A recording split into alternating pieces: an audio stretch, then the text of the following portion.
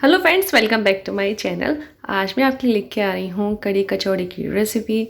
कढ़ी कचौड़ी खाने में बहुत ही टेस्टी लगती है। ये जयपुर साइड में, राजस्थान साइड में काफ़ी फेमस है। इसके साथ में सर्व करने के लिए हमने बनाई है कढ़ी। थोड़ा सा तीखी रहती है, थोड़ा सा खट्टी रहती है। टेस्ट आपको इसका बहुत पसंद आएगा। आप इस रेसिपी को अपने घर पर ज़रूर ट्राई कीजिएगा, ये आपको बहुत पसंद आएगी। इसके साथ में हमने बनाई है दाल की खस्ता फूली फूली कचौड़ी, जैसे कि हलवाई बनाते हैं। मेरे चैनल पर और भी काफ़ी वीडियोस हैं, जैसे आलू खस्ता कचौड़ी है, दाल खस्ता कचौड़ी है, बेड़ी है। वो सभी आप जब यूट्यूब पर डायरेक्ट डालेंगे ना तो आपको डायरेक्टली मिल जाएगी। तो चलिए बनाना शुरू करते हैं। यहाँ हमने लिया है 1 कप बेसन। देखिए ये कढ़ी बेसन की बनती है, लेकिन डायरेक्ट आप बेसन की बनाओगे ना तो थोड़ा सा वो चिपचिपापन रहता है, वो हमें कढ़ी में नहीं चाहिए। जो मैं अपनी तरफ से इसमें ऐड करूँगी आधा कप दही। नॉर्मली आप जब कढ़ी बनाते हैं तो दही उसमें ज़्यादा डलता है, बेसन बस 2 चम्मच डलता है। यहाँ पर मैं ऐड कर रही हूँ बस आधा कप दही। टेस्ट अच्छा आता है, चेंज हो जाता है। थोड़ा सा पानी डाल के पहले हम इसको एक पेस्ट बना लेंगे। इससे क्या होगा, इसकी गुठलियाँ नहीं बनेंगी। वरना आप चाहें तो दही को स्किप भी कर सकते हैं, वरना आप डालेंगे ना तो अच्छा टेस्ट ही आएगा। तो जितना ज़रूरत हो स्टार्टिंग में सिर्फ इसकी गुठलियाँ ख़त्म करने के लिए उतना पानी लें। तो ये देखिए बिल्कुल स्मूथ तैयार हो गया है। अब आपको इसमें अच्छे से पानी बनाना है। बिल्कुल इसका जो टेक्सचर रहता है ना, एकदम थिन रहता है। तो इसमें आपको अच्छे से पानी मिलाना है और इसी तरीके से बीच बीच में मिक्स करते जाना, ताकि इसमें भी गुठलियाँ ना बने। या तो आप अभी ज़्यादा पानी ले लेना, या फिर ज़रूरत पड़ती है तो फिर आप बाद में भी ऐड कर सकते हैं, वो मैं आपको आगे बता दूँगी। तो यहाँ हम इसे एक बार इस तरीके से भी चला लेंगे और ये तैयार हो गया है। क्वांटिटी आप अपने हिसाब से कर सकते हैं, बाकी तरीका यही रहेगा। तो यहाँ कढ़ाई में हम लेंगे ऑयल। मैंने 3 बड़े चम्मच ऑयल लिया है। ऑयल जब हल्का सा गर्म हो जाएगा तो देखिए हम इसमें डालेंगे मेथी दाना। थोड़ा सा ही लेंगे और इसी के साथ में इसमें हम लेंगे जीरा। ये मैंने आधा चम्मच जीरा लिया है। से ये भुनने लगे ना तो आप इसमें डाल देना हींग। हींग इसमें थोड़ी सी ज़्यादा लेना। कढ़ी में जो हींग का फ्लेवर होता है ना, बहुत अच्छा लगता है। तो आपको यहाँ पर 5 से 6 पिंच हींग लेनी है। अपने हिसाब से कम या ज़्यादा भी कर सकते हो। ये चीज़ें अब आपको थोड़ा सा भूनना है। फ्लेम को आपको लो ही रखना है। अब इसमें हम डालेंगे हल्दी। तो यहाँ मैंने ली है आधा चम्मच से थोड़ा सा कम हल्दी पाउडर, और आधा चम्मच से भी कम है लाल मिर्च पाउडर, और यहाँ मैंने लिया है 1 चम्मच धनिया पाउडर। आपको इसे हल्का सा बस मिक्स करना है, ज़्यादा नहीं भूनना है। और जो हमने बेसन का घोल तैयार किया है वो हम इसमें डाल देंगे। बेसन है हल्का सा वो नीचे बैठ जाता है, तो इस तरीके से कर लेना। अब आपको यहाँ पर आप देखेंगे आपको ये हाथ रोकना नहीं है, लगातार आपको इसे चलाना है। और जो भी करना है वो दूसरे हाथ से काम करना है, बट इसको लगातार चलाना है। और फ्लेम को अब आप फुल कर देना। फुल फ्लेम पर आप इसे चलाएंगे और देखिए जैसे जैसे गर्म होता जाएगा ना, ये और भी थिक हो जाएगा। तो आप इस कंडीशन पर इस पर और पानी ऐड कर सकते हैं। पानी आपको अभी नॉर्मल टेम्परेचर का ही लेना है और आपको फुल फ्लेम रखनी है और इसी तरीके से चलाते जाना है। ऐसा नहीं कि फट जाएगा, बिल्कुल भी ऐसा नहीं होता है। बस आपको लगातार चलाना होता है तब तक जब तक कि इसमें उबाल आना शुरू नहीं हो जाता। मुझे और थिक लगी थी तो मैंने इसमें 1 गिलास पानी और ऐड कर दिया था। अब यहाँ पर हम नमक डाल देते हैं। ये मैंने सफ़ेद नमक लिया है, और जितना हम सफ़ेद नमक लेना उससे आधा आपको काला नमक लेना है। काला नमक कढ़ी में एक बहुत ही अच्छा खट्टापन देता है, ज़्यादा नहीं, बट जो फ्लेवर आता है ना वो बहुत अच्छा आता है। हलवाई जब कढ़ी बनाते हैं ना तो उसमें कभी भी वो आमचूर पाउडर या नींबू कम डालते हैं। 2 चीज़ें डलती हैं, या तो काला नमक या फिर सिट्रिक एसिड। सिट्रिक एसिड की जगह आप काला नमक ले लें, सिट्रिक एसिड नुकसान करता है। अब यहाँ कढ़ी में उबाल आने लगा है। आप ध्यान से देखेंगे बीच में तो कढ़ी धीरे धीरे से उबलने लगी है। अब आपको क्या करना है, फ्लेम को आपको लो कर देना है और आपको इसे कम से कम 30 मिनट तक धीमी गैस पर पकाना है। यदि बीच में थिक हो जाती है तो फिर आप इसमें गर्म पानी ऐड कर सकते हैं। कढ़ी हमेशा धीमी गैस पर जितना देर पकेगी ना, टेस्ट उतना ही अच्छा आता है। तो अब इसको होने देते हैं। यहाँ ये हो गई है। अब इसकी क्वांटिटी देख सकते हैं, पहले जितना थी और अब जितना हो गई है। तो कढ़ी बनकर तैयार। अब इस कढ़ी में हम लास्ट एक तड़का लगाएंगे। तो यहाँ हमने तड़का पैन में लिया है ऑयल। तो यहाँ हमने लिया है 2 चम्मच ऑयल। अब इसे हल्का सा गर्म होने देते हैं। फिर हम इसमें डालेंगे आधा चम्मच राई, थोड़ी सी हींग जाएगी इसमें। और जैसे ही राई होने लगेगी ना, हम इसमें डाल देंगे धनिया। तो यहाँ मैंने साबुत धनिया लिया है, जिससे मैंने इस तरीके से तोड़ लिया है। आधा चम्मच मैंने लिया है, ये इसमें डाल देंगे। और जैसे ही हल्का भुनेगा ना, हम गैस को बंद कर देंगे। तेल इतना गर्म तो है कि इसमें मिर्च आराम से भुन सकती है। तो ये हमने थोड़ी सी ले ली है साबुत लाल मिर्च। अब यहाँ पर हम इसमें डालेंगे थोड़े से रेड चिली फ्लेक्स। नहीं है तो आप स्किप कर सकते हैं, वरना ये अच्छे लगते हैं। और थोड़ा सा ही डालेंगे कलर के हिसाब से कश्मीरी लाल मिर्च पाउडर, इससे कलर अच्छा आता है।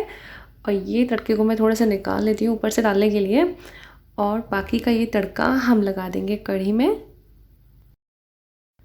अब आप चाहें तो टेस्ट करके देख सकते हैं कढ़ी खट्टी हुई है नहीं। वैसे थोड़ा ज़्यादा खट्टी रहती है और थोड़ा सा तीखी रहती है। तो उसके लिए मैं इसमें मिला रही हूँ नींबू का रस। तो मैंने आधा नींबू का रस लिया है, बाकी आप अपने हिसाब से कम या ज़्यादा भी कर सकते हैं। और लास्ट में डलेगा फ्रेश बारीक कटा हुआ हरा धनिया। तो यहाँ तैयार हो गई है हमारी टेस्टी कचौड़ी वाली कढ़ी। आप इस कढ़ी की रेसिपी को अपने घर पर ज़रूर ट्राई कीजिएगा। अगर आप इसमें थोड़ा सा दही डालेंगे ना, तो टेस्ट और अच्छा आता है। नॉर्मल बेसन वाली कढ़ी से थोड़ा सा चेंज हो जाता है। तो चलिए अब कचौड़ी की तैयारी कर लेते हैं। यहाँ ही मैंने 1 कप दाल को 2 घंटे के लिए गर्म पानी में भिगो के रखा था। ये तैयार हुई है नहीं, ये कैसे पता चलता है? दाल का दाना लेना और इस तरीके से इसे तोड़ के देख लेना। दाल आराम से टूट जाती है, यानी कि दाल तैयार हो गई है। अब यहाँ हमने मिक्सर जार लिया है और हमें इसे डालना है इसमें और पीस लेना है। वैसे जब आप इसे पीसेंगे ना, तो आपको इसमें पानी बिल्कुल नहीं डालना है। फिर भी यदि ये नहीं पिसती है बिना पानी के, तो आप हल्का सा पानी की छींटे इसमें लगा सकते हैं, वरना ये अगर अच्छे से भीग जाती है तो आराम से पिस जाती है। और आपको इसे इतना पीसना है कि एक दाल से 3 या 4 टुकड़े हो जाएं बस। इससे ज़्यादा बिल्कुल पेस्ट नहीं बनाना है, यानी कि आपको इसे दरदरा पीसना है। तो दाल पिस कर तैयार हो गई है। आपको इस तरीके से दाल के दाने भी इसमें दिखने चाहिए। तो यहाँ ये हमने पैन लिया है। पैन में हम लेंगे ऑयल। ये आपको बस 1 चम्मच ऑयल लेना है। और जैसे ही ऑयल हल्का सा गर्म हो जाएगा, फ्लेम को आपको लो कर देना है। इसमें हम डालेंगे थोड़ा सा जीरा और इसी के साथ में थोड़ा सा हमने लिया है साबुत धनिया, जिसे हमने ऐसे ही क्रश कर लिया था। ये हमने आधा चम्मच लिया है। हल्का सा इन चीज़ों को आपको लो फ्लेम पर भूनना है। यदि आप इसमें हरी मिर्च डालना चाहते हैं तो आप अभी डाल सकते हैं, वरना यदि आप इन कचौड़ियों को लंबे समय तक रखना चाहते हैं तो फिर आप इसमें हरी मिर्च और हरा धनिया बिल्कुल नहीं डालना और इसको ज़्यादा भूनना होता है। तो यहाँ हम इसमें डालेंगे हल्की सी हल्दी और इसे भी हल्का सा हम इसमें मिला लेते हैं। और जो दाल हमने पीस कर तैयार की है ना, वो दाल हम इसमें डाल देते हैं। दाल में मॉइस्चर काफ़ी होता है, तो आपको इसे पहले ऐसे ही 2-3 मिनट तक गैस पर भून लेना, ताकि इसका जो मॉइस्चर होता है वो थोड़ा सा ड्राई हो जाएगा। वैसे मार्केट में जो दाल की कचौड़ी मिलती है ना, जिसे आप 20 से 25 दिन तक आराम से स्टोर करके रख सकते हैं। यदि आप वो वाली दाल की कचौड़ी सीखना चाहते हैं तो आप मुझे कमेंट करके बताना, मैं नेक्स्ट वीडियो उसका भी बना दूँगी। वैसे इस 1 कप दाल से आप 25 से 30 कचौड़ियाँ आराम से बना सकते हैं। तो अभी ये हल्का सा भुन गया है। अब हम इसमें सूखे मसाले ऐड करेंगे। सूखे मसाले डालते वक्त आपको फ्लेम को बिल्कुल लो रखना है। 1 चम्मच धनिया पाउडर, आधा चम्मच यहाँ पर हम लेंगे लाल मिर्च पाउडर, इसी के साथ में जाएगा आधा चम्मच आमचूर पाउडर और 1 चम्मच सौंफ का पाउडर, नहीं तो साबुत सौंफ भी ले सकते हैं।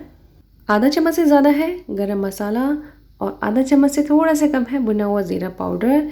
इसी के साथ में हम डालेंगे नमक स्वाद अनुसार और 2 पिंच हमने ली है हींग और थोड़ा सा हमने लिया है रेड चिली फ्लेक्स। आप चाहे तो इसे स्किप कर सकते हैं और यहाँ पर आप लाल मिर्च पाउडर की क्वांटिटी को थोड़ा सा बढ़ा सकते हैं। अब आपको इसे अच्छे से मिलाते हुए 3 से 4 मिनट तक भूनना है।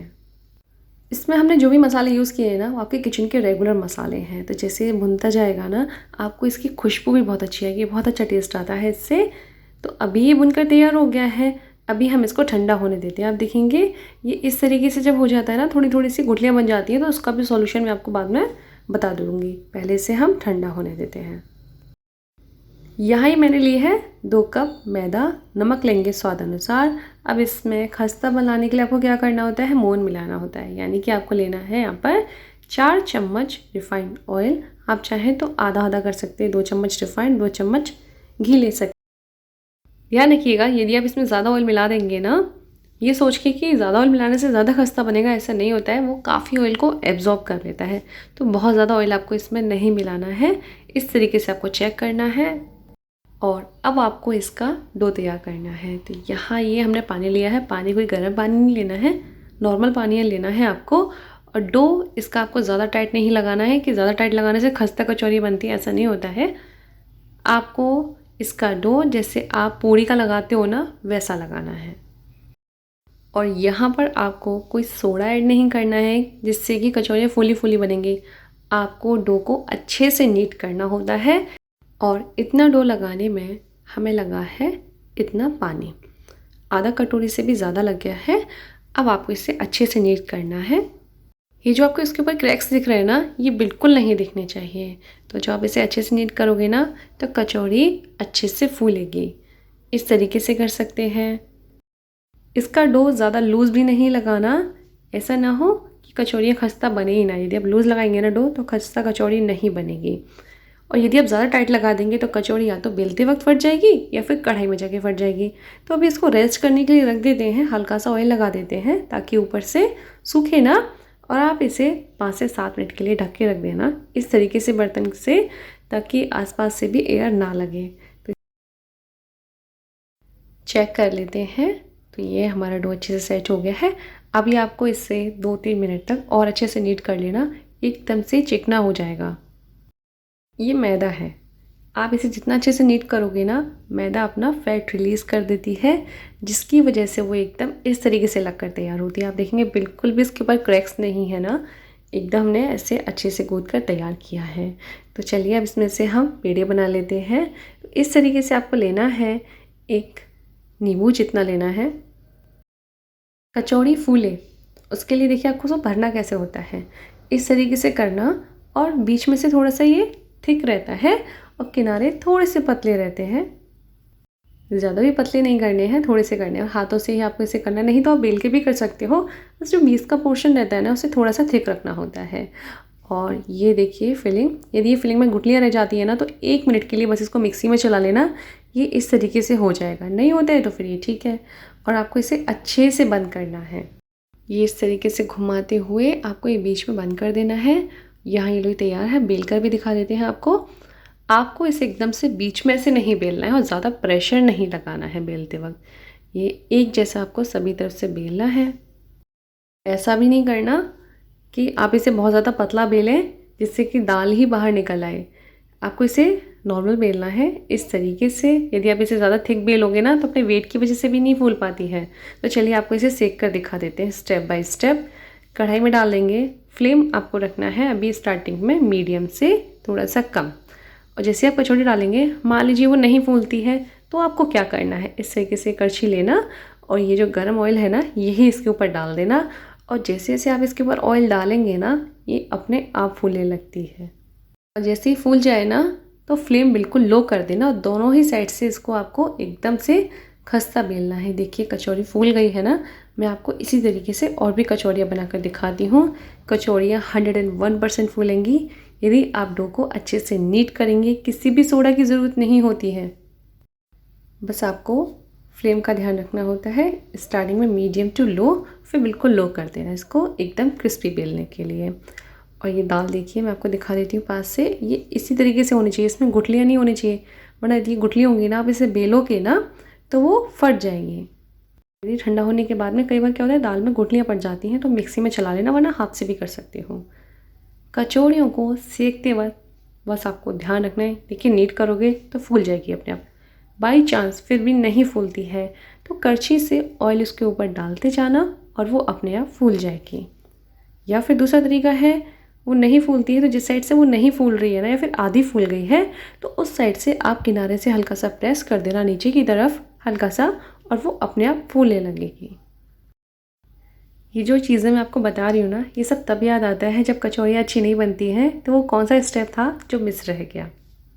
तो इसमें मैंने जितनी भी चीज़ें आपको बताई हैं ना, आप कचौड़ी बनाइए और इन्हीं बातों का आपको ध्यान रखना है, तो कचौड़ियाँ एक्चुअल मार्केट से भी ज़्यादा अच्छी बनेंगी।